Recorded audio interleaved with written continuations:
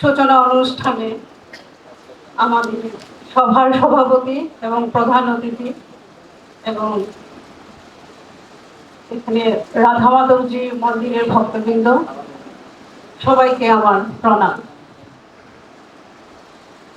আমি সংক্ষেপে একটা দুটো কথা বলতে চাই।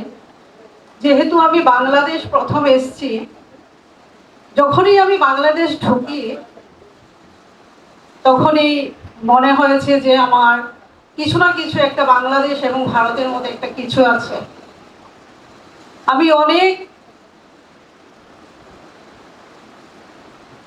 সময় ভারতে যখন আমি ভারত থেকে এসেছি, তো তার জন্য ভারতে যখন ছিলাম তখন সবাই বলে সংক্রান্তির সময় একটা মিলন হয়, যখন আদান প্রদান হয়। আমি ছোটবেলা থেকেই শুনতে পেরেছি, কিন্তু যখনই বাংলাদেশ ঢুকি তখনই কিছু না কিছু একটা অনুভব হয় যে কিছু একটা তো আছে, যে পুনরায় সেই দিনের কথা। বাংলাদেশ সবসময় বঙ্গবন্ধু এবং আমাদের এই মিলন সবসময় থাকবে। আজকে শুভ অনুষ্ঠানে রাধা মাধবজি আরম্ভ এত সুন্দর বক্তব্য হিসেবে বক্তব্য দিয়ে গেছে।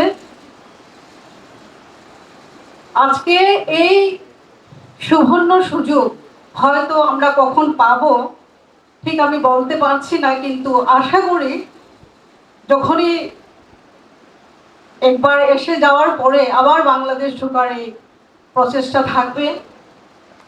আজকে যেহেতু আমাদের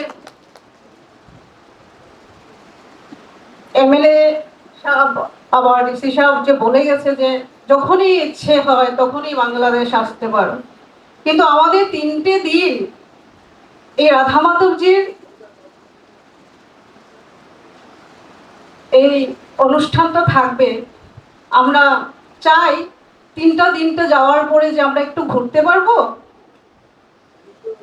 কিন্তু এইটাই আমরা চাই যে একটু যদি ঘুরতে পারি। ফ্যামিলি নিয়ে এসছি তো সবাই, তার জন্য ভাবি 2টো দিন ঘুরে যাই। আবারও নিশ্চয়ই আমরা বাংলাদেশ ভারত প্রান্তে প্রান্তে থেকে এসছি।